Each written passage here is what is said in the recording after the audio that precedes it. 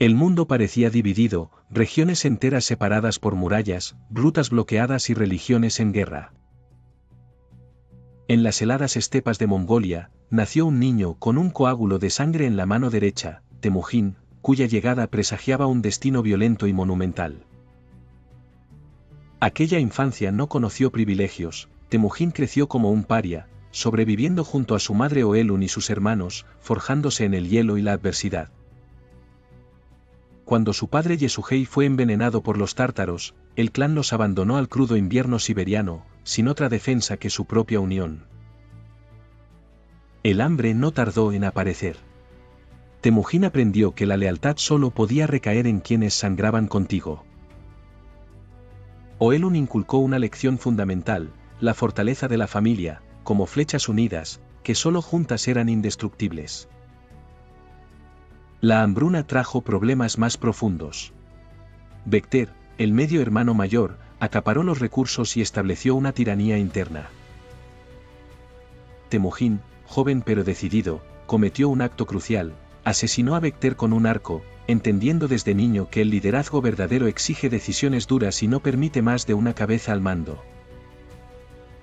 Superado el primer trauma, Temujin encontró un refugio y una compañera en Borte. Pero la felicidad fue efímera. Borte fue secuestrada por la tribu Merkit como venganza generacional. Temujin, lejos de rendirse, se humilló ante el líder de los Keraitas, Togrul, pidiéndole ayuda y reconociéndolo como padre. Así recuperó a Borte y ganó una lealtad eterna. Ese episodio sentó las bases de la política de género en el futuro imperio. Las mujeres tendrían derechos y responsabilidad, administrando la economía incluso mientras los hombres estaban en campaña. Una revolución adelantada siglos a Europa. Temujin vio que la aristocracia de sangre perpetuaba la fragmentación. Él rompió ese ciclo, creando un sistema donde los guerreros subían según su lealtad y talento, no por nacimiento. Quizás el ejemplo más impactante de meritocracia ocurrió cuando Hebe, después de admitir que casi mató a Temujin en batalla, fue perdonado y ascendido a uno de sus generales más temidos. El mensaje era claro: el coraje y la verdad valen más que la sangre noble. El año 1206 marcó el nacimiento de Genghis Khan, el líder universal, coronado durante el Gran Kurultai. Antes de invadir, forjó la Yassa, un código legal innovador que prohibía el secuestro y venta de mujeres, el robo de animales y la traición, además de establecer la libertad de culto. En las extensas tiendas chamanes, cristianos, budistas y musulmanes debatían en paz. Tal libertad interna se convirtió en la base para unificar tribus y expandirse con estabilidad. El ejército mongol no era un grupo improvisado, sino una máquina de guerra eficiente. Cada guerrero tenía varios caballos, permitiéndoles recorrer 100 kilómetros diarios, una proeza inigualable hasta los motores modernos. La comunicación en batalla era eficiente, flechas silbantes y señales de humo se usaban como un Internet primitivo. El avance tecnológico era una constante. Genghis Khan absorbía todo conocimiento capturado y lo aplicaba sin prejuicio, sumando ingenieros de pueblos conquistados para mejorar sus máquinas de guerra. Ejemplo de esa adaptabilidad fue convertir a enemigos en maestros, con el lema de que toda innovación debía ser absorbida o se quedaría atrás en la muerte. Genghis Khan no era un buscador de lujo.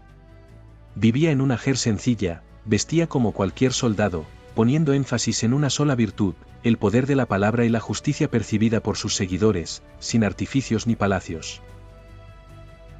Los mongoles veían en Khan algo más que un conquistador, era el garante de la seguridad, un igualitario capaz de que lo siguieran tanto pastores anónimos como linajes príncipes. Tras la unificación de las tribus, la presión demográfica exigía acción. Genghis Khan miró hacia China, donde la dinastía Jin y los Xia occidentales guardaban riquezas tras murallas imponentes. Aunque desconocía la guerra de asedio, recurrió a ingenieros chinos prisioneros para desarrollar maquinaria de destrucción. Así los guerreros nómadas incorporaron catapultas, lanzallamas y ballestas gigantes, superando las barreras que parecían imposibles. En medio de la vasta estepa asiática, Gengis Khan emergió como el inventor de la guerra psicológica moderna. Su ejército perdonaba y protegía ciudades que se rendían, pero castigaba con tal severidad a quienes resistían que las ciudades siguientes temblaban ante su sombra. Los soldados mongoles encendían varias hogueras para simular un ejército inmenso y empleaban flechas silbantes que atemorizaban a caballos enemigos. Amarraban ramas a las colas de sus corceles, levantando polvo y ocultando sus movimientos, transformando la noche en un teatro de terror. El dominio de Gengis Khan no solo se forjó con el miedo, sino con la información. Ideó el Yam, el primer sistema de postas. Mensajeros a caballo recorrían estaciones distantes, cambiaban de montura y continuaban, haciendo posible que un mensaje cruzara 300 kilómetros en un solo día. Mientras el Khan descansaba en las montañas de Afganistán, era capaz de saber qué pasaba en la frontera china. Así, la información se convirtió en su arma más letal, la velocidad del mensaje determinaba la victoria. Estableció una lección para la vida: el vencedor es quien domina la información y la comunicación, un principio vital para cualquier empresa o proyecto moderno.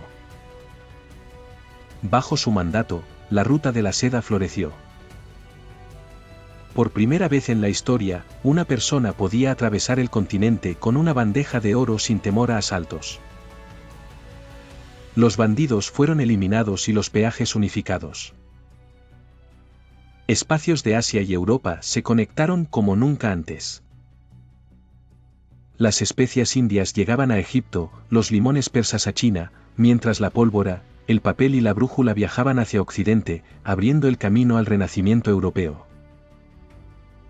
En un tiempo de cruzadas y odios religiosos, Gengis Khan proclamó la libertad total de culto. Aunque analfabeto, reconoció la importancia de la escritura y adoptó el alfabeto uigur para plasmar las leyes del imperio. No buscaba mongolizar el mundo, deseaba que todos funcionaran bajo una misma estructura. Solo importaba la capacidad: persas, chinos o cristianos, cualquiera podía servir en su corte si aportaba valor. En el ocaso de su vida, Gengis Khan murió en 1227, no en el fragor de la batalla, sino probablemente por una caída de caballo o una enfermedad interna durante una campaña contra los tangutos. El lugar de su entierro se convirtió en misterio eterno. Su escolta eliminó a todo aquel que presenció la procesión. Quienes cavaron la tumba fueron ejecutados, y después también sus ejecutores. Un río fue desviado para ocultar su descanso final. Nunca permitió que se hicieran retratos o estatuas en su vida. Veía su papel como el azote de Dios, no buscaba ser idolatrado sino cumplir su destino como instrumento para castigar el orgullo de los imperios decadentes. Lo que Gengis Khan nos deja no son simplemente conquistas, sino un mensaje universal: el origen no determina el destino. Nació en la miseria, pero construyó un nuevo orden mundial. Nos enseña resiliencia, usar el dolor como combustible para ascender, curiosidad, aprender incluso de los enemigos, y justicia, establecer reglas claras y cumplirlas primero él mismo. El imperio sobrevivió a su muerte. No se desmoronó como el de Alejandro, sino que pasó a manos de sus hijos y nietos, quienes expandieron sus límites. Ojedei, Hulagu y Kublai Khan llevaron los ejércitos a Europa y Medio Oriente. Los mongoles llegaron a Viena, conquistaron Bagdad y fundaron la dinastía Yuan en China. Su gobierno unificó, por primera vez, un sistema legal y comercial desde el mar de Japón hasta el Danubio.